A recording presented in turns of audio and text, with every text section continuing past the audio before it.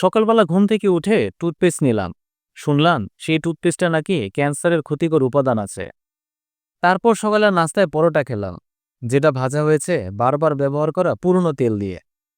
শরীরে পুষ্টির জন্য একটা কলা খেলাম, সেটাও নাকি পাকানো হয়েছে কেমিক্যাল দিয়ে, যেটা শরীরের জন্য মারাত্মক ক্ষতিকর।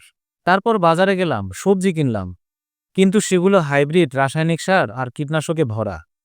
শরীরকে চাঙ্গা করার জন্য 1 কাপ কফি খেলাম, কফির ভেতরে নাকি তেঁতুলের গুঁড়ো মিশিয়ে নকল স্বাদ তৈরি করা হচ্ছে। মরিচ আর হলুদের গুঁড়ো কিনলাম, তাতেও রং, ইট বা মাটির গুঁড়া, এমনকি ক্ষতিকর কেমিক্যাল মেশানো। সয়াবিন তেল কিনতে গেলাম, দোকানদার বলল খাঁটি, অথচ সেখানেও নাকি অর্ধেক পাম তেল দিয়ে মেশানো। এবার মাছ বা মুরগি কিনবো, সেগুলোকেও খাওয়ানো হচ্ছে ক্ষতিকর পোলট্রি ফিড, কেমিক্যালে ভেজানো খাবার দিয়ে। আর একটু মিষ্টি খেতে মন চাইলো, জিলাপি কিনলাম, কিন্তু শুনি সেটাও ভাজে পুরাতন মোবিল দিয়ে, যেন একদম মচমচে লাগে। প্রতিদিন আমরা আসলে খাবারের নামে বিষ খাচ্ছি, আর সেটা জেনেও চুপ করে আছি। আজ চুপ থাকলে কাল শরীরই আর কথা বলবে না। খাদ্য যদি হয় বিষ, তাহলে ওষুধও রক্ষা করতে পারবে না।